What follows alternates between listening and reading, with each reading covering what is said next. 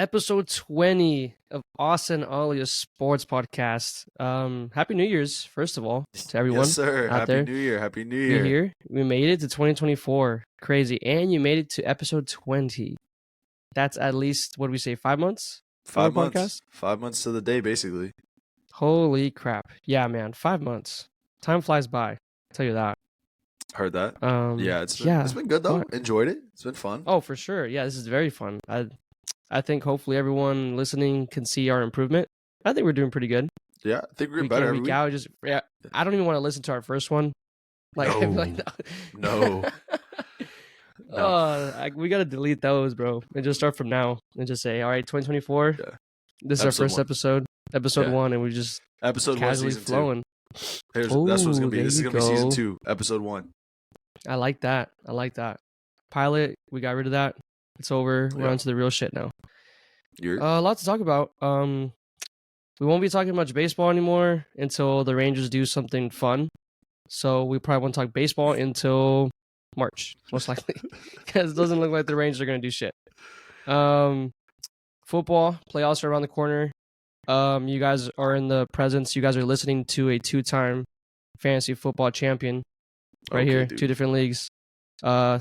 Third place in my other league, should have won it actually, but hey, he was counting me. That's 2. If you guys didn't hear it the first time, 2-time. That's impressive. What about you, I'm not Austin? gonna lie. Yeah, come on. I got a 3rd place finish. Oh, that's cute. I got a 5th, and then what else did I get? And then whatever I placed in the one that with you, I don't know. That one. I think you might have got the same thing. That team was dog shit though. But that was also because I drafted Jonathan. Yeah, that was also because I drafted Jonathan Taylor, and I think it was literally the next day was when they said that he was sitting out or he was hurt. I remember that. We drafted like a day early before all that happened. Yeah, so I kind of just got screwed. But the other league, I genuinely thought I had a shot at winning. I just pissed the bed. That was the one where both my quarterbacks got hurt going into playoffs, and you're not going to win. You have to play Zach Wilson. Yeah, you're not going to win with Zach Wilson. You're not going to win with Jake Browning. It's just not going to happen. So, that's how it works. My team was cold. Had a really good shot at it, but just didn't work out, man. Didn't work out. I started 0-5 in the one that I won. That's crazy though. That's impressive. 0-5. Not gonna lie. Justin Jefferson traded for Michael Pittman Jr. That saved my season. And my waiver wire pickups were insane. I mean, I picked up Kyron Williams. Yeah, I had Puka too, but I traded him because I got Breece Hall, I think, in return. So I mean, it paid off clearly at the end of the day. And I had the most total points, so I got most total points in both my leagues, and I won outright in both those leagues that I won. Big time. Yeah, it's big time. It rarely ever happens like that. I'll tell you that though. Rarely does that ever happen. I mean, hey, so it matters, man. Hey, clutch up, win. I think that's a good conversion rate. I think that's an all-time kind of year that you can't be too mad about, right? I'm happy. I could have got. I'm just upset that I could have been 3. I could have been 3 for 3. Like if I didn't bench Amari Cooper. That's unreal. Yeah, dude, unreal. I know. Anyways, I think we got some sports to talk about. Some big college football games happened on Monday. Those were good. I'm excited for that. AU's back for a little bit. And Cowboys football and NFL playoffs. Yeah, exactly. It's almost over. But yeah, we're getting to the dirty work here now in the NFL. So let's we get into Cowboys. So currently sitting 11-5. Clinched a playoff spot a couple weeks ago, which is cool. Yes. But just had a controversial win over also 11-5. This one. Yeah, controversial little win over the Detroit Lions at home. Win 20-19. I guess before we get to the major talking point, we'll kind of just sum it up really quick. Dak Prescott, pretty good game. 345 yards, 2 tuds, 1 pick. Aside from that pick, I thought he was pretty okay most of the game. Yeah. CeeDee Lamb, his history making CeeDee Lamb. 13 receptions, 227 yards, 1 tud. In this game, he ended up breaking the single season record for receptions by a Cowboy, the yards record for by a Cowboy, and he did it within 16 games. So there's nobody. There's no asterisks by it. Exactly. Yeah, no asterisks. He did that legit. Owns the record, and I think it's well deserved. I think this has kind of been his best season. Obviously, clearly, now he's only like 50 or so yards behind Tyreek Hill for the lead the lead in the entire NFL, which is pretty crazy. So, I mean, obviously Tyreek sat out a game or two, but still, no, it just kind of shows that CeeDee's, like we've said all season, he's an upper echelon receiver in the NFL. And then the other person that I want to talk about really quickly is Jordan Lewis. Thought he had a great game in the slot at corner. 6 tackles, big interception. Kind of felt like it was. I think it was. They said it was last year where he almost suffered a career-ending injury against the Detroit Lions. To see him kind of come back like he did this year, and on Saturday just kind of ball out and really show, like, you know, before he got hurt and before Trey Diggs was big and Deron Bland was big, he was part of a draft class that had some pretty good talent at corner with him. I think it was Chidobe Awuzie. So he's made big plays in the slot, and I think that I think it just shows why we have him and why we've kind of kept him around as a locker room presence and kind of been a pretty decent contributor to our defense. So I like that. But before we get into kind of the big thing, do you have any players you want to shout out that you think had a good game or was worth mentioning? Oh yeah, D-Law, man. D-Law had, I think quietly he's been pretty. I mean, just he's been there all season, nothing too crazy. But I think this game definitely was a standout game that everybody was like, "Oh shit, okay, DeMarcus Lawrence." His run stopping defense was amazing. Had a couple of tackles for loss. I think a sack, right? Maybe. Yeah, it's something. He was in the backfield a lot for sure. Yeah, he looked good, man. He looked good, and I'm glad that people, or even me, that took this long to, you know. I mean, you got to forget with you have Micah and all these other guys, and he's just been there consistently, and he definitely was there this weekend. I'm glad to see him back. No, I agree. I think the defensive line as a whole had a really good game. I felt like they held he Montgomery played well. And Gibbs to, I don't even know what. Yeah. I think Gibbs had less than 40 yards or less than 50 yards. It was pretty minor. It felt like Micah was also just generating pressure. I don't even think Micah had a sack, or maybe he had 1 sack, but he was just like, it just felt like we were just getting pressure on Jared Goff, and it felt like it just consistently throughout the entire game. You know, they were making the offensive line of the Detroit Lions just hell. But basically, kind of getting into the big talking point. Going down the field, Cowboys end up having the ball pretty close to the 2-minute warning, end up giving it back. Would we kick a field goal or something like that?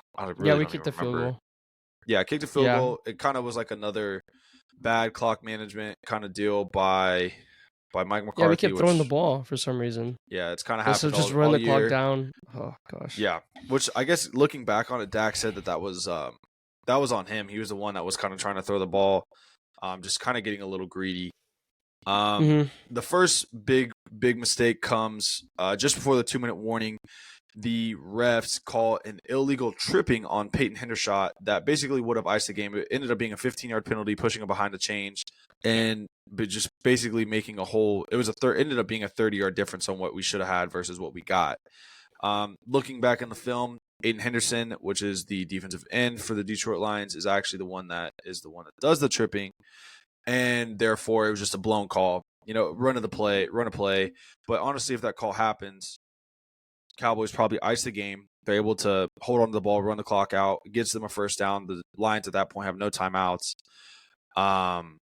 So yeah, that was just the first missed call of significant importance that needs to be talked about. But the one that really has dominated the headlines was Detroit ends up scoring a touchdown with, 20-something seconds to go, maybe 30 seconds to go. Nothing crazy. Puts them down 19-20. Ollie, you and I were sitting watching the game together, and we can kind of just tell by like the look in Dan Campbell's eyes that like he was going for it no matter what. And I think like we turned to each other, we said like he's about to go for it. You can just tell. Ends up going for 2. Gets it on a trick play. I think the left tackle or something of that nature goes up, runs like a little slip, unguarded, just wide open in the back of the end zone. Looks like the Cowboys just blew another game. You know, Cowboys going to Cowboy, and then lo and behold, there's a flag for illegal touching by said offensive lineman. Basically said he was didn't report as eligible. Blah blah blah blah blah. All this stuff. Well, ends up that happens. They try for 2 again. Cowboys pick it. Oh, there's a flag on the Cowboys, and they try for 2 again. Cowboys stop them, end up winning the game. Whole mess. But going back to the illegal touching, there was a whole bunch of like replays and stuff like that where it looks like they go in and report eligible, blah blah blah blah blah, whole mess. Turns out the ref was confused. So, was it the right call? Did the Cowboys get lucky? How do we feel about this? How do we feel about the touch? How do we feel about the ending to this game? It's just unlucky that it ended up happening to the Cowboys. Or, I mean, obviously in our favor, we were happy about it. But everyone is going to see it as, oh, Dallas Cowboys, America's team, blah, blah, blah, getting, helped by the refs or getting saved by whatever. But how I see, I've seen multiple videos. And I saw one TikTok specifically that kind of explained it, right? So I think what they were trying to do was a trick play, even like how there's a screenshot of 3 linemen surrounding the ref. Yep. Right? And they're trying to, I guess, confuse the Cowboys. Because I think what they were saying was 70 had reporting eligible the whole game. Like, it was just a constant, hey, 70, 70, 70, 70. So, towards the end of the game, clutch time, and, I mean, everyone's loud. I mean, they're about to try a 2-point conversion. So, I can't even imagine how you're supposed to hear that. Yep. And they go up to him, and I think he just assumed, he was just like, oh, okay, yeah, 70's coming in to tell me that he's going to be eligible or whatever. So I did that, and they announced it, and I mean, who's to say that if they reported 68 that he was going to be open or not? I mean, if you look at the replay, he's wide-ass open. I mean, because everyone makes their shift at 70, which is either the right guard or right tackle, whatever he's playing, and they have him, quote-unquote, covered or see it, and they leave 68 just wide open. Because he's not supposed to be. But what I was trying to figure out, I didn't see right after. I need to see it again. I don't know if the Cowboys immediately knew that. Did you get to see that reaction or no? Like, once it happened, do you think they knew? No, I don't think they knew. I think they were genuinely confused on what was happening. And and this is where I can kind of get into what the league said. So the NFL, when they were asked if they were going to make a change regarding this rule, they said no, and they said that they view this situation as an effort by the Lions to engage in deception and gamesmanship that ultimately backfired. Which Dan Campbell, the head coach for the Lions, ended up saying, like he agreed with that statement. Like, they were trying to deceive, they were trying to have gamesmanship, which is part of the game. That's absolutely fine, and I'm not mad about it. Mad about them for doing it, because if it works, it works. It's a great call. It's ballsy. Works out 100%. But I think that the whole deal is like, hey, like, it backfired. It is what it is. I mean, you can't throw a pitch fit about it. Like, it just happens. Where they're like, oh, to get one up, just kind of backfired, and it happens. It's part of a trick play. They were trying to trick, and like you said, it's kind of unfortunate that happens to the Cowboys, because especially with it being in Dallas, I think that they're going to be like, oh, Jerry's money's crazy. The Lions, got screwed. The Cowboys are just benefiting from the refs like they always do. When it's the farthest thing from the case. Like, the Cowboys have been getting fucked by the refs, I feel like, all season. Oh, yeah. I mean, let's be honest, too. Think about half. I mean, almost every household is watching NFL. Not every, but like almost every single one of them, because it's the easiest sport to watch once a week. It's not like baseball or whatever, and you don't have to sit there. It's constant action, quote unquote, right? Yeah. So they don't. I mean, even I was kind of confused with the ruling. Obviously, you helped out because you played football and you've known this way longer than all of us. I'm somewhat of not an occasional watcher, but I know the rules a little bit. And I can even imagine how people were that just watch every Sunday, just whatever. Like, they don't have no shits about the rules or whatever. And they're just like, oh, like, that's bullshit. Like, they're making the blah, blah, blah, But if you see everything they're mentioning on social media, everything that they're breaking it down, I mean, it makes sense. I mean, they called the right. I mean, like you said, it was unlike they were trying to deceive, which they did. It was so good that they even got the refs. Yep, is what I'm saying. But also, is another thing that gets me kind of confused, that Dan Campbell supposedly had already let the officials know in his post-game conference. He said that, we laid it all down. Because if you do something like that, even in such case like basketball, when there's if you're trying to foul, or if you're not going to foul within like a couple seconds left on the clock, Mhm. Usually the coach will go tell the ref, hey, we're trying not to foul here. So if you think we're going to foul immediately, like, because they're just so accustomed to it to blow the whistle to stop the clock Yeah. right away. So it's almost like in that case scenario, like he went. I don't know if that's what he did, but supposedly he's like, yeah, we went up to the coaches or to the fishing staff and said, hey, we might pull this off. We might do this. Just keep an eye out for it. I don't know if he Yeah, did and or I know didn't, that. but at the end of the day, the refs just fucked up. Clearly. Yeah, and I know that that's a conversation that is pretty typical to happen before football games. I remember, like, Mhm. in college or high school, whenever we had trick plays on, or we just had something, like, the ref would always come and talk to the coach pregame and Mhm. just get, like, a gauge on, like, hey, is there anything that we need to look for specifically, blah blah blah. Yeah. And they always would designate, like, hey, like, yeah, we have one trick play in the book that we may run. Like, this is kind of a general breakdown of it. So in this situation, like, kind of be cognizant of it, which I believe that Dan Campbell, like, did his due diligence, talked to the ref Yeah. about it. So I just think it's unlucky. You know, I think that's one of those things where you just have to understand that, like, you have to double check and be like, all right, like, was this reported correctly? Did everything go right before you run the play? And if none of that goes right, then that's when you check out of it. You call a timeout, or I guess they didn't have a timeout to call, but I was like, I that's didn't when you think they take had timeouts either way. yeah, Yeah. they take the delay game, they just kick the extra point, and they move on and go to OT. So I think it is what it is. At the end of the day, I'm not personally gonna, like, get bent out of shape about it, because I feel like the Cowboys have kind of been screwed all season by the refs. Oh yeah. And I think that it was our time. I genuinely think it was our time to finally be on the receiving end of one of these BS calls that somebody gets, that I feel like that we've had up against us forever. And Oh yeah. I'm sure that's the homer in me, right? That's the fan in me, and I guarantee you that Mhm. somebody could point out that, oh, well, here's this call that went to the Cowboys' way. But, like, it just doesn't feel like that. I feel like week in, week out, specifically with Micah Parsons, that's my next bone Yeah. I want to pick. Yeah. Go ahead and go Specifically into with that. Micah Parsons, it just feels like it's just been ridiculous. The current odds-on favorite for Defensive Player of the Year, Micah Parsons, is a game record, always getting, just affecting the game, whether he's off the ball as a linebacker, whether he's on the D-line. Well, tell me how the odds-on favorite for Defensive Player of the Year hasn't been called or received a holding call in 42 quarters, which is over 10 and a half games. It's become a running story at this point, because we've kind of been cognizant of it for 4 or 5 games now at this point, that he just hasn't been received a holding penalty. And it feels like every single game you'd be like, oh, that was a hold. Like, you can see the replay and say, that genuinely was a hold. Well, somebody actually went through, watched all the games, and they found that he's actually been held 23 times.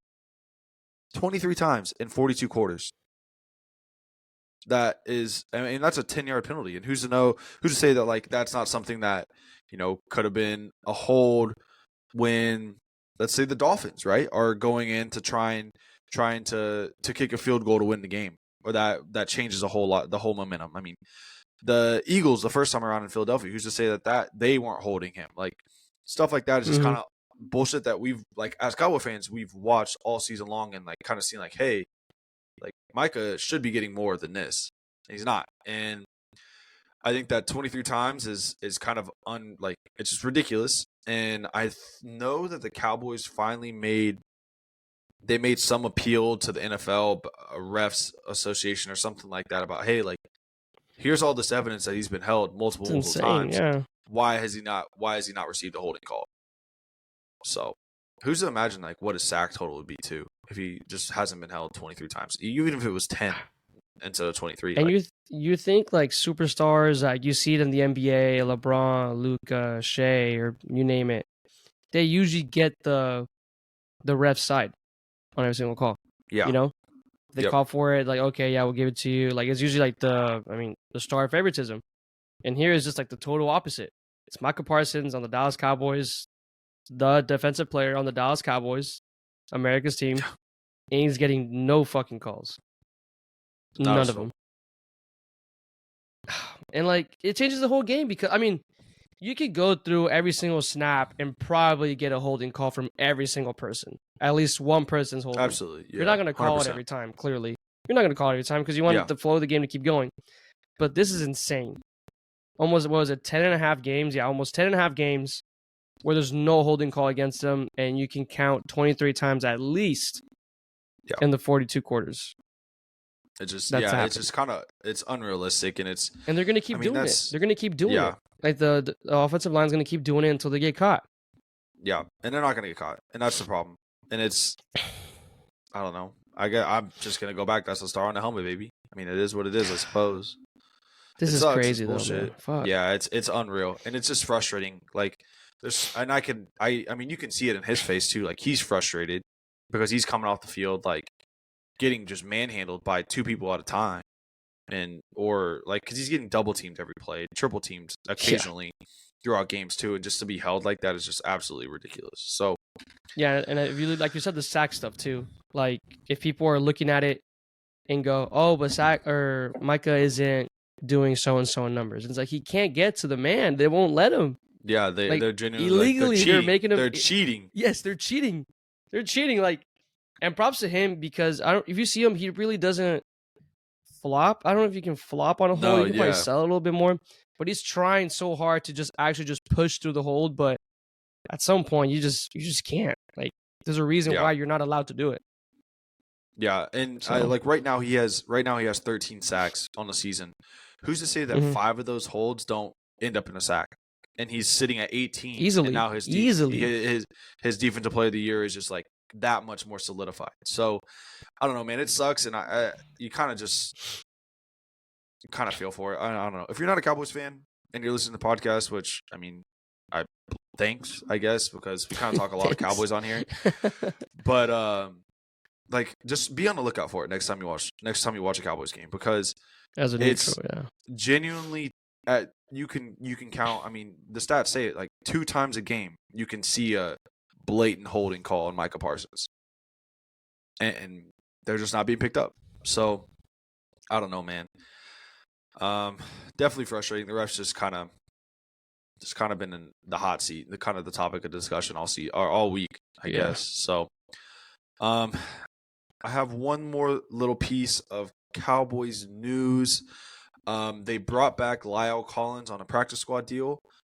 He played a good amount of right tackle for us. I don't remember when he first came. Maybe 2016 is when he was drafted, and then he was with the Cowboys. I think I'm going to say up until 2021 or 2022, when he signed a pretty big deal to go play for the Bengals as a right tackle, and kind of didn't work out. Kind of bounced around the league since then, but brought him back, which I think is good. I like that. I mean, he obviously had the best years of his career, got a $50 or $60 million deal, and was good enough to do that as a Cowboy. So, back in the locker room that he knows, with people that he played with, coaches that he knows. I don't know if he's going to be he's obviously not going to start over Terrence Steele or Tyron Smith, but still I think it's good depth. I mean, we've both kind of had problems with Udoga as a backup tackle, so maybe that's somebody that gives a little bit more depth, a little bit better, and kind of gives us another option at starting should an injury or something like that happen. Well, yeah, with I know Tyler Smith is going through that plantar fasciitis. He tore that or whatever. There you go. Yeah, I thank God you said that, because I was about to try to say that word, and I don't know what was going to come out of my mouth. But I know Tony Pollard had that injury 2 years ago. I think it's a really weird injury from what I've heard. Obviously, I've never had that. Knocking on wood, but come on now. It's just you start the game, you're fine, but once you hit that bench or you stop playing for a long time, you're cooked. Like, it just starts hurting. Like, there's really there's no way around it. Yeah. And apparently they said that he finally tore it completely, which they said was actually better than having it partially torn. Like I said, it's a weird one. It's weird. Yeah, it's a weird deal. So, yeah, I think that's good depth. I think it helps. I think I'm cool with it. I don't think it's going to move the needle. He needs to be in football shape. Yeah, he needs to be in football shape. I don't know when was the last time he played. I don't think he played all this year, right? He might have been on a practice squad or something of that nature, but he definitely. I don't think he's gotten game time this year. So that's pretty much all the main Cowboys news that I got. You got any final things you want to talk about before we move to the playoff picture? Nothing really. Yeah, let's talk some football playoffs, dude. Yes, sir. So we are currently going into week 18 of the NFL season. So there's a lot of stuff still to play for. Cowboys are still playing for stuff, so they got to take this weekend pretty seriously. Just kind of a look around the NFL. In the NFC, the San Francisco 49ers have locked up the 1 seed. In the AFC, the Ravens of Baltimore have also locked up the 1 seed. So the 1 seed out of the question for both conferences, which is understandable. Mm-hmm. On the NFC side, the only other division champ is the Detroit Lions, who have officially clinched the NFC North. And on the AFC side, the Kansas City Chiefs have clinched the AFC West. The only other teams on the two conferences that have clinched playoff berths have been the Dallas Cowboys, LA Rams, Philadelphia Eagles on the NFC side, Cleveland Browns, and Miami Dolphins. There's still two division champs to be named, which is the NFC East and the NFC South, and then one wild card remaining. And then on the AFC side, there are also the AFC East, the AFC South, and then two wild cards remaining. So that looks like 3 playoff berths that haven't been decided yet, I think. Mm-hmm. Or 4 playoff berths, 3 on the AFC and then 1 on the NFC, or 2 on the NFC that haven't been decided, which is big. So a lot of stuff, a lot of good games going on. From our side, the one that we really care about the most is that the Cowboys, which we would have never guessed after losing 2 in a row, 1 to Buffalo and then 1 to Miami, are still like in the driver's seat for the 2 seed, which is awesome. So Cowboys clinched the 2 seed with a win or a Philadelphia Eagles loss on Sunday. Or I guess they clinched the division, not the 2 seed. So that would put us either at the 2 or the 3, depending on what the Lions do. And then if we win, we are guaranteed the 2 seed, which just kind of does it. Just win it. Yeah, easy. Win and you don't have to worry about it. So, which is massive because that gives us home field advantage throughout. I mean, pretty much throughout most of the playoffs, aside from playing San Francisco too. Yeah, you avoid San Francisco up until the NFC Championship. Yeah, so massive. So who are on the NFC side? Who would you rather play? Who would you rather avoid? What do you think about that? Man, even at some point I was scared with playing Tampa on the road. Yeah. Just knowing how bad this team is on the road.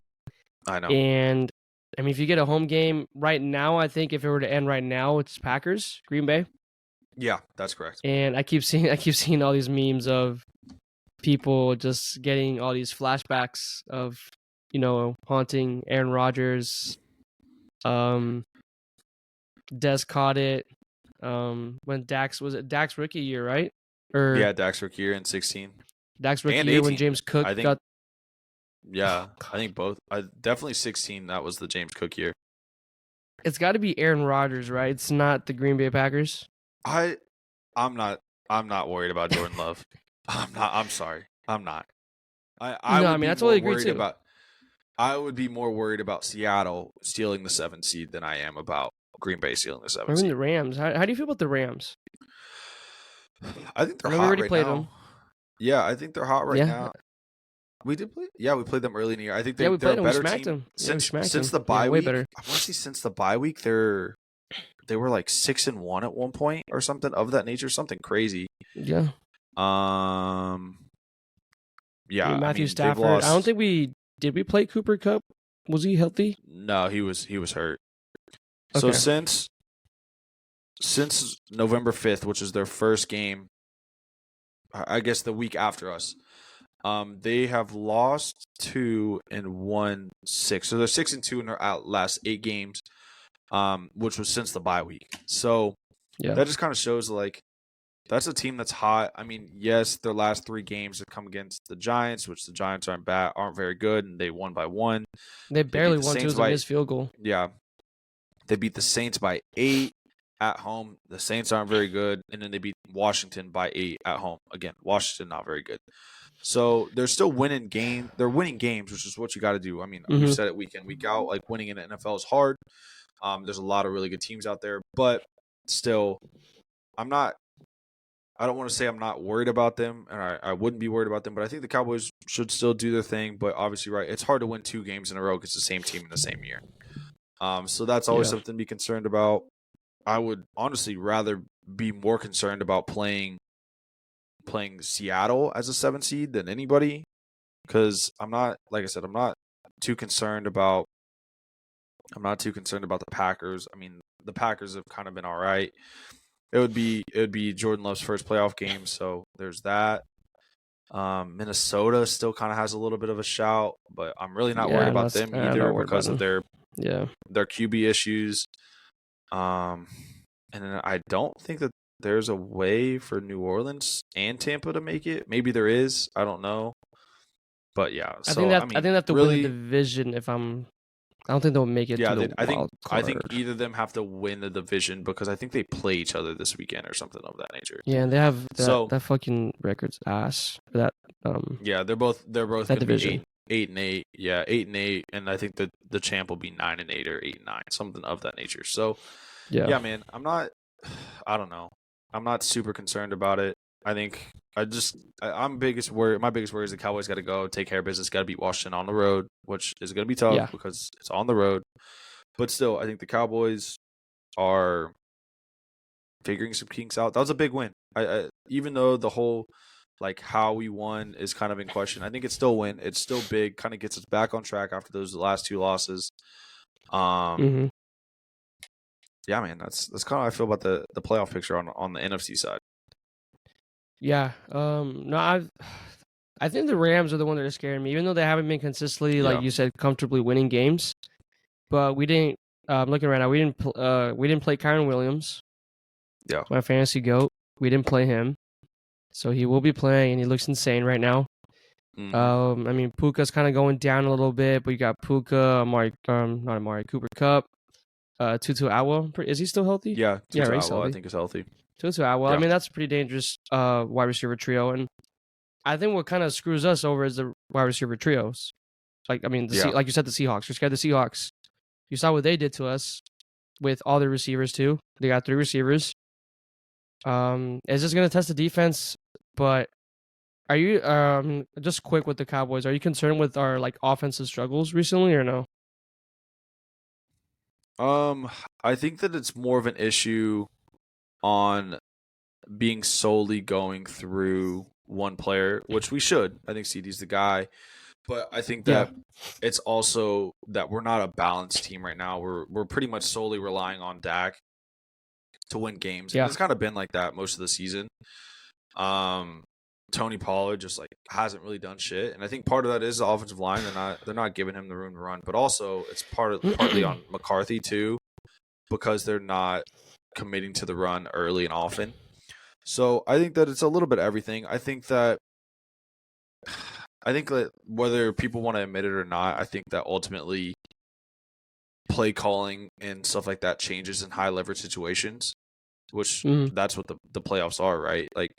And so I think that in higher leverage situation, plays are going to be called differently. Scheme's going to be different. They're going to say hey, we're going to do whatever it takes to win. And it's not you lose one game. It's not really the end of the world. You're not, it sucks, but it's going to be, you know what I mean? So I think that I would be more concerned if we go and flop. But I think that this Cowboys offense has kind of still shown all season that they have the ability to go and score. They just got to do it. And what better time than on the road against Washington to kind of put a stamp on the NFL and say, hey, we're still here. We still got this offense rolling. We can still do what we want to do. So there's that. I think I'd be more concerned about clock management by Mike McCarthy and Dak than anything. But I think general concern about the offense, it's not really there. Okay, yeah. And you want to play home. I mean, we've said it. I didn't think we had a shot at the 2 seed. I thought we fucked it up losing to. I mean, think about it. You don't lose to Arizona. You're fighting for the number 1 seed. I'm pretty sure, right? Yeah, which we still wouldn't have gotten it because of the Niners beat us. Yeah, but but still, there's so many I thought that games game that could have gone something different. Fight us more. Yeah, exactly. That one. The Dolphins game too. If our defense could have clutched up, there's a lot of stuff. And like you said, I don't think we've seen both the offense or defense click just yet. No. And once again, props to Dak. Like you said, we've been throwing the ball a lot more because we have no run game, and it used to be for the longest that Dak was, or the Cowboys did better when we ran the ball more than Dak threw the ball. Yep. That was just how, it used to be like that. I was like, dude, Dak, you can't have the game be in Dak's hands. You just couldn't do it. And now he's proven this year, it's hey, yeah, we have no run offense, but hey, I'm going to sling it. And I think what's going to end up screwing us up, last thing on the Cowboys is, you see what CD can do. If you see some bullshit again like you did against the Dolphins and you don't give him the ball for 2 quarters, I don't even know what to say to that. It's just, you have the guy. You have a top 3 wide receiver in the NFL. Yeah. Use him. Please. Use him. Please. Yeah. Please. I agree. Last thing that I got on the NFL as a whole is, okay, so we've played through 17 weeks, kind of putting you on the spot here, but who are your current favorites to either, 1, go to the AFC NFC Championship, and then 2, win the Super Bowl as a whole? AFC right now is easily the Ravens. Yeah. But it is football. And help me with this. Has Lamar Jackson won a playoff game? Yes. Did he? I think he has. Win one at least? I think he's only won one. Has to be one. Yeah. Okay, because I was going to say, I mean, it's NFL playoffs, a whole different beast. And I mean, it's football. Upsets happen. Stuff happens. But they just look insane. They put up what? They look, Was it 56 or 63 against the Dolphins? It was 63, I think. I think it was 63. Yeah. And that was, they scored a touchdown with backups. With their 2s. I got to give Lamar his props. He's your MVP, clearly. He's minus 20,000 in the books right now. Dak's runner up. He's right there. That's cool and all. But props to him. Not that I've been a Lamar hater, but I'm definitely the guy that said that he's a running back, not a quarterback. Oh. I know. Don't look at me like that, but I know. I don't want to be. I like to make fun of people sometimes. Like, dude, Lamar, I mean, he's not a quarterback, he's a running back. But he used that to his strength. I mean, he's being a lot smarter with it. If you see him run the ball, he goes down when he's not like Josh Allen where he's trying to like kill people. Every now and then you see Lamar Jackson trying to extend a little bit more than he should have, but he knows when to go down. And he's been the most accurate he's ever been. He's finally got wide receivers, and Zay Flowers has been looking amazing for him. Yeah, he's been awesome all season. He's doing this without Mark Andrews. He's making Isaiah Likely look really good. And OBJ, every now and then, I mean, he got a spectacular catch this past week. I don't know if you saw. It was almost like the Cowboys catch against us.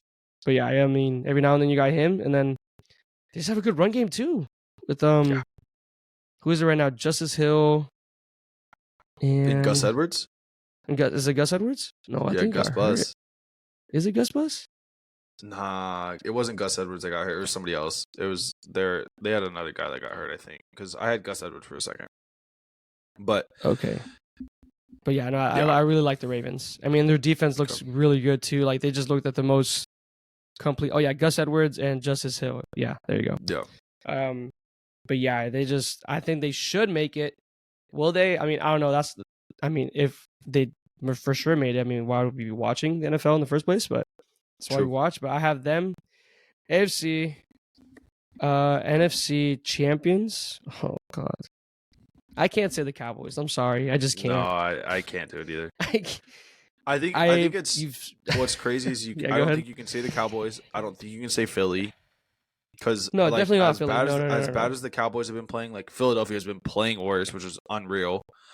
You're not gonna say Tampa or the Saints, whoever wins from the South. You're not gonna say no. I think the Niners really or the Cowboys. I think you can throw Detroit in there too. They've been really inconsistent this year too. They've been so inconsistent. If you look at their wins and losses, they lost to the Bears. I think so. Yeah, they lost to the Bears. Their losses come from the Bears 20-13, lost to the Packers 29-22. Yeah. They got embarrassed by the Ravens clearly, and then they also lost to the Seahawks.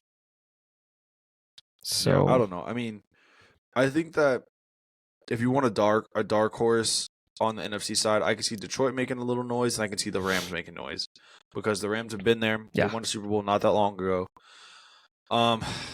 But I think San Fran is going to be the team. I think it's like as annoying and boring as it sounds. I think it's going to be pretty chalk. I think it's going to be San Francisco. I think it's going to be Baltimore. I feel like they've been the 2 best teams in the NFL all season. On the AFC side, for me, I kind of like a little bit of the idea of Cleveland making a little run. I think their defense has been unbelievable this season. I want to say they beat Baltimore, maybe. And then also, like you said, right, Joe Flacco's kind of caught lightning in a bottle. Amari Cooper has been unbelievable, and the fact that they did beat the Ravens. Yeah, the fact they're doing this without Nick Chubb, which one thing that I want to give a quick shout out to is Kevin Stefanski. I feel like Kevin Stefanski has done an amazing job as their head coach this season. He probably should win Coach of the Year. Coach of the Year, but he should. Yeah, I think he should. I mean, they lost their best offensive player in Nick Chubb. They've had numerous injuries on the offensive line. They're on their fourth quarterback of the season, and they pulled a guy off the couch that was retired for a partial bit of a year. And to go and win 11 games and currently they'll be the 5 seed in the AFC is just absolutely unbelievable. So I think the Browns deserve every little bit of shout out that they should get, because I think that they've been great this season. If I were to pick like an AFC Championship game, I think it's going to be Baltimore and Buffalo though. I think that this is the year that Josh Allen, if Buffalo? They can get in. Yeah, if they can get in, I like Buffalo. I think that Josh Allen has they've been pretty hot recently with their new OC. Yeah, we saw kind of what they did against the Cowboys. Maybe this is the year that they kind of figure it out in a big situation. I mean, I don't know, but I don't know if I can trust Miami. Truthfully, I know they beat the Cowboys, but I still don't think that they beat another a ton inconsistent team. Yeah, I don't think they've been consistent enough to do it. They present a lot of matchup challenges, but I still don't know. I don't think that Miami's going to be the team. So I think it's going to be Baltimore and probably Buffalo in the championship. Baltimore winning that. I'm going to go San Fran and Detroit. San Fran winning that, and I got Buffalo or Baltimore winning the whole thing. I think Baltimore's been that team this year. They've been unbelievable. That'd be insane. I'd love that for Lamar. As much as I air quote hate on him, I think it's just funny to just fool around with people calling him a running back, and I think he just needs to prove it to me. I mean, but dude, 2 MVPs in I think 4 years for him. Yeah, as a starter, he's unbelievable. He's been so good. Yeah, he just needs to stay healthy. I think that this, and they're like, I don't think they're really not even doing it like with a ton of fanfare. Like I feel like it's been quiet, and they were just doing their thing, like just stacking wins. And I think that their defense is playing well. I think as a team, like Lamar's the MVP. Like whenever you need him to make a play, he's gonna make a play. So yeah, I like Buffalo. And then still, when it comes to the 49ers, McCaffrey's kind of banged up right now. Purdy, you see what happens when you force Brock Purdy to kind of be the guy. It doesn't work out. Yeah. I think it was not this week, but the week before he threw 4 picks. So yeah, man, I like Baltimore. Baltimore's my heading into Week 18 Super Bowl champ. We'll see next week when everything boils down and we finally have the teams and we can make a bracket and see who makes it out. That'd be fun. I like the idea. I like it. Yeah. Any final thoughts on the NFL or anything like that? We got 2 more topics that we got to hit pretty quickly and then get out of here. Yeah. Nah, man, let's just do it. Hopefully the Cowboys win 2 seed and then NFC Championship. I just want to see one. That'd be cool, right? Yeah, that'd be nice, right? Yeah, you know, cool. I'm kind of on the low expectations train right now because you talked to me 6 weeks ago. I'm a completely different man, but right now we might not. The Cowboys got me. The Cowboys got me, man. They did. I was confident. I think 2 podcasts ago, and I said, was it Miami? It was before the Buffalo game. It was before the Buffalo game. Was it the Buffalo game? And I said we were going to win. Yeah, before Buffalo, we were. Yeah, I was confident. I bet $50 on that game with my friend. Yeah, and I don't know what got into me. You guys have been listening to me for 20 podcasts, 20 episodes of me saying that I don't like being confident in my team. I can't. You saw it with the Rangers run. I was down every single time. I said, dude, I don't know, man. I don't know if we could do it. Too good to be true. I don't know. Too good to be true. And shit, we won the goddamn World Series. Yeah. So yeah, I'm gonna just keep doing that with the Cowboys. If I don't expect something, I won't be disappointed. I really won't. I heard that. See, I think I got you on the train too. So yeah, I don't think the Cowboys are gonna do anything, which is sad. It sucks. It's honestly kind of depressing, but it is what it is, man. But we can wrap up the depression train, I guess. Move on to something that's not necessarily as fun either. The Dallas Mavericks. Hey, but Kyrie's back. Yeah, what happened in the first game that Kyrie was back? Okay. We don't have to talk. I mean, we have to talk about it, but we don't have to talk about it like that. So we're gonna quickly breeze through the Mavs. Not a ton to talk about here. We're sitting at 19 and 15. I think we're in the 6 seed, maybe, or 7 seed, something of that nature. We're not in the 5 seed. I don't think. Yeah, cooling down for sure. In the last week, while you're pulling that up, we went 1-3. We had a 3-point loss to Cleveland, which we blew a pretty big lead. Luka had 20 in the first quarter. Derek Lively was kind of bullied by Jared Allen. Karis LeVert went crazy. So lost 20-point lead. End up losing that game. Minnesota without Luka, we lost by 8, which honestly that's kind of as good as you could have expected. I give them that. I mean, for Minnesota without Luka, I'll take that. After that, nice little dub by 10 over Golden State. Luka drops 39, 10, and 8. Don't really think there was anything crazy that happened in that game. And then the last one is Kyrie Irving was finally back healthy against Utah. I think it had to have been off a back-to-back or something of that nature, but we got blown out by, 37? It was bad. Yeah. It was bad. So Luka inefficient, Kyrie inefficient.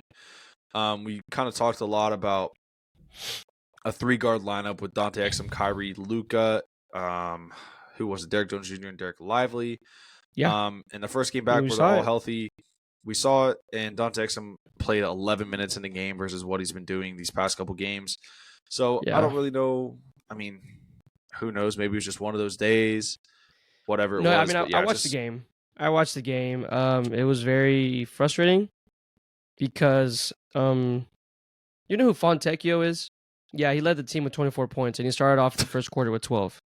He was hot from 3. They shot 71% from 2-pointers. Yeah, it's unbelievable. Just unbelievable. Yeah. And they shot 51% from the field. The Jazz. They just weren't missing. We were missing and they weren't. So it was just that game that you do it again and it's not going to happen again. Jordan Clarkson's the first Jazz to get a triple-double in like 20 years, I think. So we saw that. But it was an unfortunate game. They were literally hitting every single shot. They were getting everything they wanted. And we weren't, obviously, and it was sad. I mean, Kyrie came back. I mean, you had a good game from Jaden Hardy. Take that as you will. He dropped 17 points. Derek Lively was quiet. Derek Jones, everyone was pretty quiet. I mean, Tim Hardaway was 6 Luka only. Had 19. Yeah, Luka had 19. Luka had 19, so that's how it's... I mean, he had 14 assists. That's a good thing you can take away with this, that he got 14 assists. But yeah, 19, I mean, didn't break that 20-point barrier, and he had scored already... I mean, I forgot how many... I think he has the most 30-point games in the NBA, too. I believe it, yeah. It was a bad game. It was New Year's Day. Maybe they went a little crazy. I could see Luka going crazy. I could see Luka doing a little something. It was against Utah. So they were like, they smacked him last time. I think it was like 40 or 30. Yeah. So, I mean, they're humans. Happens. But it just wasn't a good one. Not too concerned about it. I think that... I don't know. It's like you said, one of those days. Kind of is what it is. Yeah. And you get it back-to-back with the Trailblazers. So, you better go 2 there. Should be 2 then you get the Timberwolves and the Grizzlies and the Knicks and the Pelicans and the Pelicans and the Lakers and the Warriors and the Celtics and the Suns. Holy crap, that stretch of games is crazy. Got New Look Celtics with the OG coming in. Grizzlies are hot right now, which is crazy. Yeah. Yeah. So hopefully we make this next move before we hit this run of games. We have been linked with Pascal Siakam for a rumored package. I think it was Tim Hardaway Jr., Josh Green, Rashawn Holmes, and a first, and maybe Jaden Hardy. Was that the package, or was it no Jaden Hardy? I think it was Tim Hardaway, Josh Green, Holmes, and the second. I thought. Second, yeah, even better. It was a second, sure. Okay, because I think people were okay with giving away the second, not the first rounder. Yeah, or but even Timmy's a little swap. Tough to give up. Yeah. Yeah. I mean, and also the day after, the thing about it is the day after we were linked with him, he drops 39, Pascal Siakam. So, I mean, come on now. So you're doing that trade? I personally am doing that trade with the caveat that we need to get an extension confirmed before we pull the trigger on the trade. Yeah, because it'd be technically a rental as of now. Yeah, until it just gets. He's a good defender, though, right? He's a good defender. He's big. He could play. I want to say that I saw he could play the 4 or the 5 or the 3. He could play 3, 4, and 5. Oh my god! And if I'm correct, I mean that'd be a big body that we could play at center if we wanted to give Derek Lively rest, let him come off the bench a little bit, or just also when we need another big body on the court to when Derek Lively's in foul trouble, stuff like that. Prevents us. It kind of allows us to keep Grant Williams on the bench. Obviously hasn't been playing well most of the season, so that's nice. Derek Jones Jr. could probably go to the bench and allow us to run a 3-guard lineup with Kyrie, Luka, Dante Exum, Pascal Siakam, Derek Lively as a starting 5. I like that idea. That's a lot of length, good defenders on the court. I mean, Luka's having it's Luka, but he's having the best defensive season of the year, and probably it is on pace to have an all defensive shout this year. I think he has the best or the second best defensive rating for the team. Who does? Luka. Yes. You think Luka has all NBA defensive stats? Yeah, no. I want to say that in the last...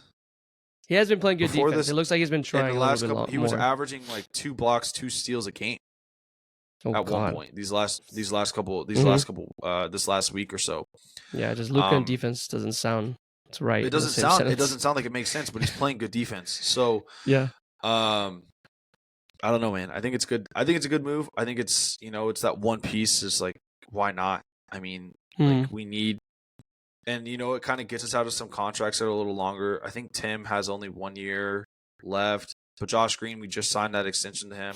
Hasn't really done well since then. He's kind of been hurt though most of the season. So there's that. Rashawn Holmes kind of was a salary dump anyway when we took the 12 pick. So sure, he hasn't got any play.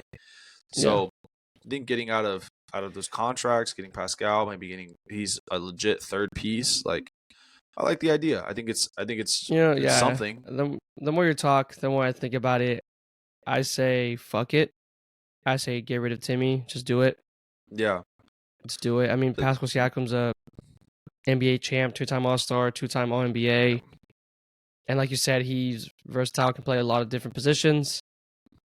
And I think you'll make up the scoring. I mean, Josh Green and Holmes. I mean, Holmes wasn't scoring for you. Josh Green occasionally gets you a good, 15. A really good night for him is I was thinking 12 or 15 is a really good night for him, but he's probably gonna get you 6, and you got him as a guy for running up and down the court and just playing hard defense, really. Yeah. So I mean, I can give away Josh Green pretty easily, and Tim Hardaway, I'm gonna miss his charges. He does, I think, almost lead the league in charges, but I think I'd take Pascal Siakam, and I think you can make up those points with. I don't even want to say Grant Williams. He's been pretty bad. Holy crap! It just opens up the floor. Jaden Hardy's. Jaden Hardy. It might opening him for some more minutes for sure. Yeah, and I think that the one thing that you have to remember with Tim is that he, at the end of the day, he's a role player, and you have to sell role players when they're hot, when their value's high. And I think this is as high as you can get with Tim. Like we saw what he was 2 years ago when we went to the West. I mean, I guess 2 years ago he was hurt, but we saw what he was last year. He was just pretty abysmal last year, I think. And this year he's been way better, significantly better. So I think that this is a time that somebody's going to believe in him as a piece. And why not? Yeah, why not Toronto? Why not Toronto right now? With Isaiah Quickly, RJ Barrett now over there. Yeah. And there's someone else too, but I mean, why not? I mean, Scotty, give it a shot, see what happens. Like Scotty Barnes. Oh yeah, Scotty Barnes. They have a bunch of young. Oh yeah, Grady has. I really haven't heard. I don't think he's been played much. He's just the first player I thought of outside of Scotty Barnes. Yeah, no, you're right. I was thinking Grady Dick. I was like, fuck. Yeah. So I don't know, man. I think it's a good move, and I think that moving on to the next topic, the new owners, right? Like they have money, so spend it. So I guess moving on to that, the Mavs sale was officially final. I don't remember what. I think it was the Sands Corp or the lady that owns the Sands Corp, something of that nature. Yeah.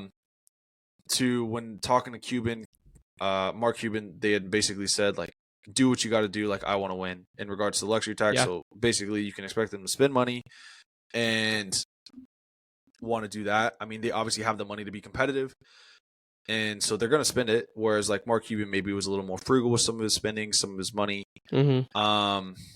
What do you think about the benefits of the sale? Are you for, I know with this, that this kind of opens up the idea of sports betting and casinos coming to Texas. In general, kind of what are your overall thoughts on the sale? And, you for it, against it, for the sports betting, against it, all that kind of fun stuff. Mm-hmm. I think it's a benefit as a more of a long term. They see what's gonna hopefully happen here in Texas. Is what they want is the casino, the new stadium, first of all, because I think American Airlines Center expires their contract in 2028, 2029, something like that, from what I heard. So they'll still be there for a long time, and they're thinking about moving it to Irving, where the old Cowboys Stadium, the old Cowboys Stadium used to be at. Which, I mean, I personally wouldn't mind it. It's closer to us. I know, right? Heard that. And it looks like, I mean, just to get to the American Airlines Center, it's kind of a hassle. Or just like if you're not in the Dallas area and then like parking. But it does give you like a cool vibe of, we've downtown. never been part of a city, like a downtown where like the Cowboys and the Rangers play in Arlington. It doesn't really give you that like, I mean, I'm going to compare it to Houston, not in a good way. Fuck Houston. I want to clarify that. But their stadium, I mean, Minute Maid and the Toyota Center, their basketball stadium is downtown, which is pretty cool. You can walk around and like whatever. I think that's cool personally. You had that experience with the Mavericks, but it does take it out a little bit from there. That's the only downside I see it. But yeah, no, I think they definitely see something. I mean, because the owners are like casino owners, so I think if they wouldn't have done it, if they didn't think the possibility of something happening like gambling being legalized, but I know that a lot of people are against it. I'm all for it. I'm going to lose a lot of money, but it just excites me. I don't know about you, but yeah, those are my thoughts on that. Yeah, I'm pretty much in the same boat. I think it's nothing but good as a Mavs fan, because they're going to spend money that maybe Cuban hasn't spent in the past. But in regards to the sports betting casino, I think that opens up a whole new can of worms, right? That I think is just nothing but good for like sports fans as a whole in the area. It just kind of makes it a little more interesting. It's fun. Obviously, right, there's the downsides of gambling and all that jazz, but I think that really within the next 5 years, I think at least in regards to sports betting and casinos and all that stuff, I think that you're going to see kind of a shift in Texas politics to allow that to happen.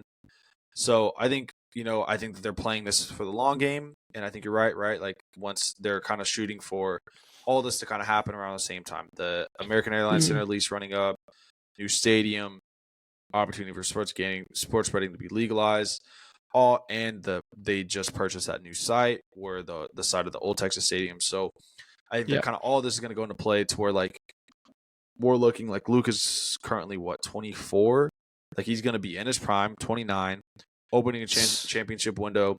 Hopefully, like they're spending money, they're making money. They built a new stadium. They probably have a hotel casino, which is I'm assuming is their goal in that area. So I think that is the long-term goal, and I think that's good because I think that it just kind of opens up the window for the Mavs to have a chance to win a championship, and that's what we want, right? So, yeah. Well, Luka to I like it. Hold some silverware, man, please, before he leaves us. Yeah, please don't leave us.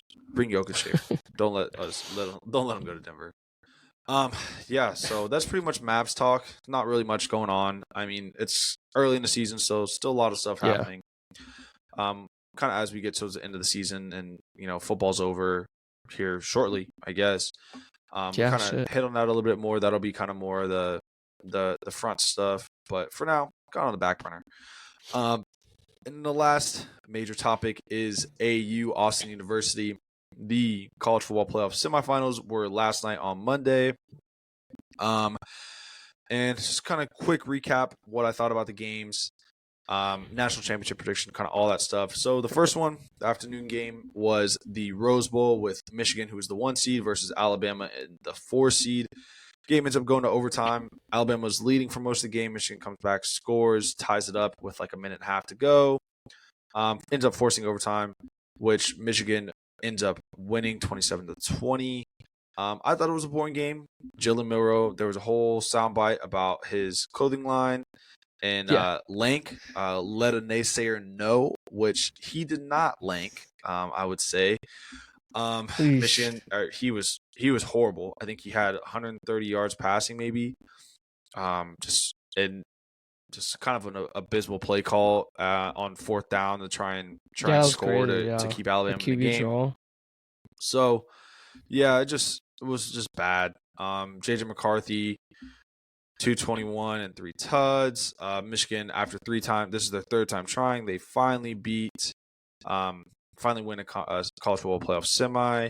So, yeah, I mean, it is what it is. I thought it was kind of a boring game. I mean, just because it did go to OT, which was cool, but at the end of the day, like, I don't think it was anywhere near the game that happened in the evening, which was the Sugar Bowl. Washington and Texas. Washington wins that game 37-21.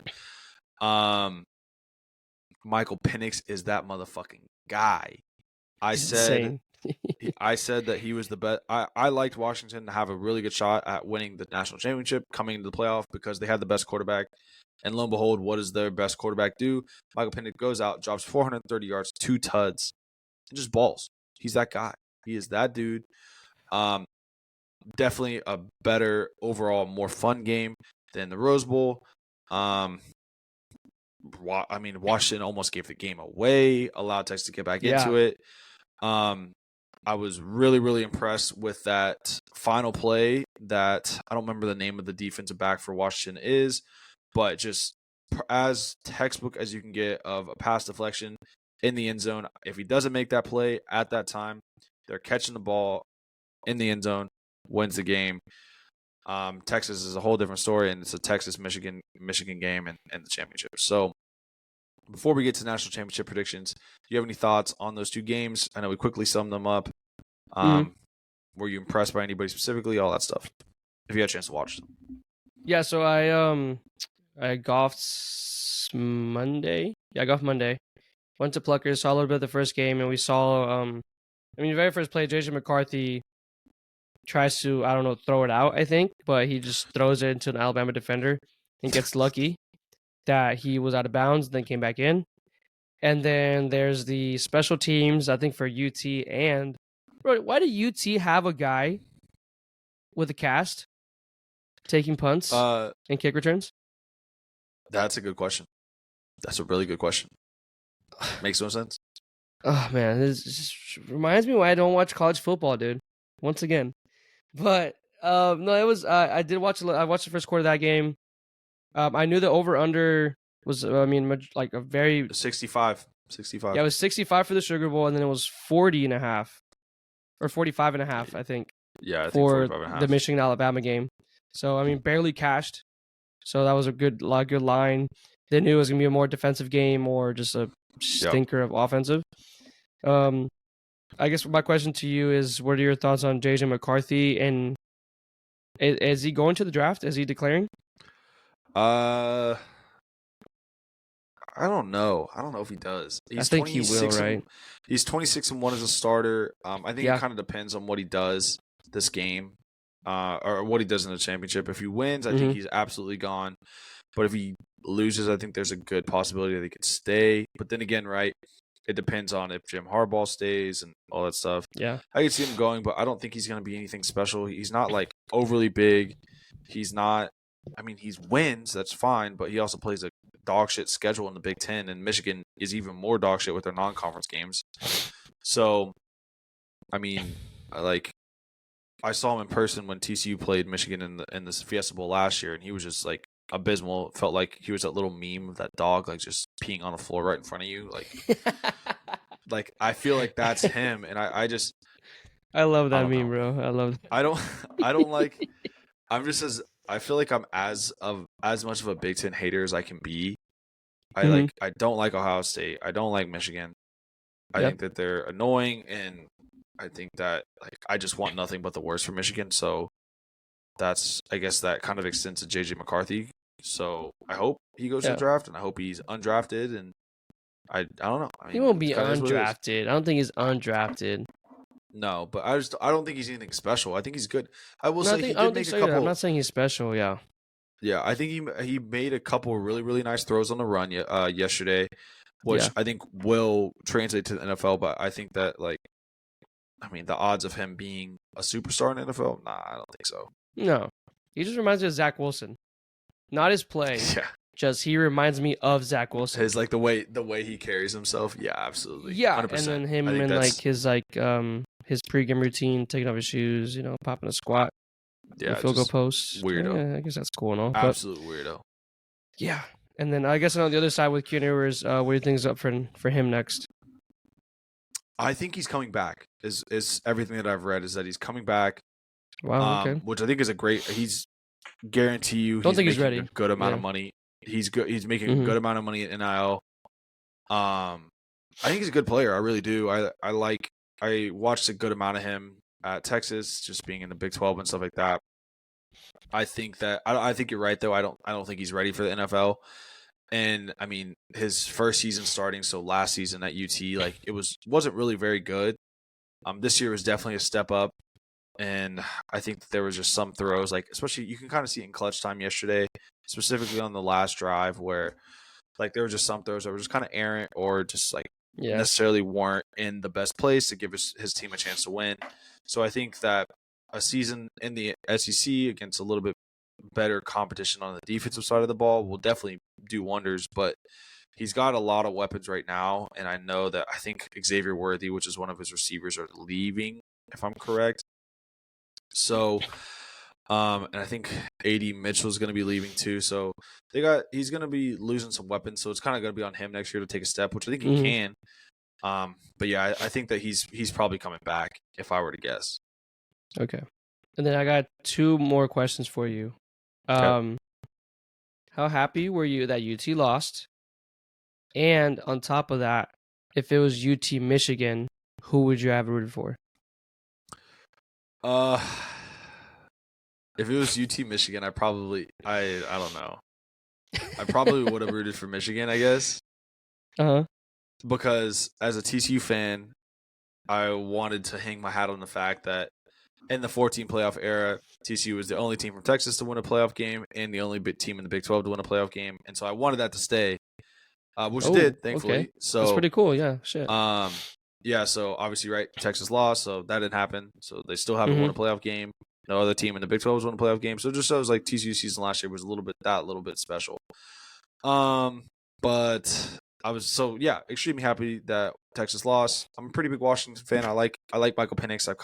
I've said that. I think they're a fun team. They're a good team. They've kind of weren't really talked about as much as I feel like they should have been all season. When they ended up playing Oregon again in the Pac-12 championship, they were the underdogs for no reason. I think they were 5-point dogs, which is crazy to think about going into as an undefeated team going into the championship against a team that they've already beat. So there's that. And then honestly, the Rose Bowl was a team of I wish they both could have lost. I didn't want anybody to win in that game, whether it was Michigan or Alabama. And I guess I'm just glad it was Michigan. I think if I had to pick. Yeah, I was Michigan because Alabama. I think that's probably fair because I think that Washington has a better shot at beating Michigan than they do at beating Alabama, which again was kind of how I felt about TCU last year when it came to Ohio State and Georgia, because I felt like if TCU played Ohio State, who's to say that they don't beat Ohio State? But obviously we saw what happened when they played Georgia. So what happened again? We're not gonna talk about this last year. Okay. That's okay. That's all I got. Who you got winning the Natty? Yeah, Natty. I got Washington beating Michigan 31-21. I think Michael Penix is that guy. Like I said, we'll see. A chip on his shoulder. I think. We'll see how it goes when they play. Washington plays a team that is has a really stout defense that can run the ball. I mean, Texas has a lot of athletes, a lot of really, really good players, highly recruited players. Especially they have a ton of athletes at receiver and tight end and quarterback and running back and offensive line and all that stuff. But Michigan's, I think, also a kind of a different beast that they don't really see in regards to the Pac-12 teams. So I think it's going to be an interesting matchup, but I think I still have Michigan losing 31-21, so Washington winning. Like I said, I think Michael Penix is the best quarterback in the playoff, and I think that he's going to show why. why he was in the Heisman conversation and JJ McCarthy was not. So that's my thoughts. Yeah, I'll be rooting for Washington too. So you're telling me that line's 4.5 right now? To smack plus 4.5 for Michigan. The house on it. Yeah. Yeah. No, for Washington. Washington plus 4.5. Yeah. Hammer Washington plus 4.5. Yeah. For sure. Okay. You guys heard it here. I like that a lot. All right. I'm putting my unexisting mortgage on that. Come on now. But yeah, man, I think that's pretty much all we got today. Episode 20. It was kind of a little bit longer than I thought it was going to be. But you got any final thoughts? Any words of wisdom? Anything like that? Don't believe in anything until maybe it happens, and if it doesn't happen, it's cool. Yeah. Heard that. Don't expect anything. And then Cowboys NFC Championship happens, Super Bowl happens, and you're just like, cool. Yeah. We knew it all along. That's when we can say it. We can say, I told you so. Yeah.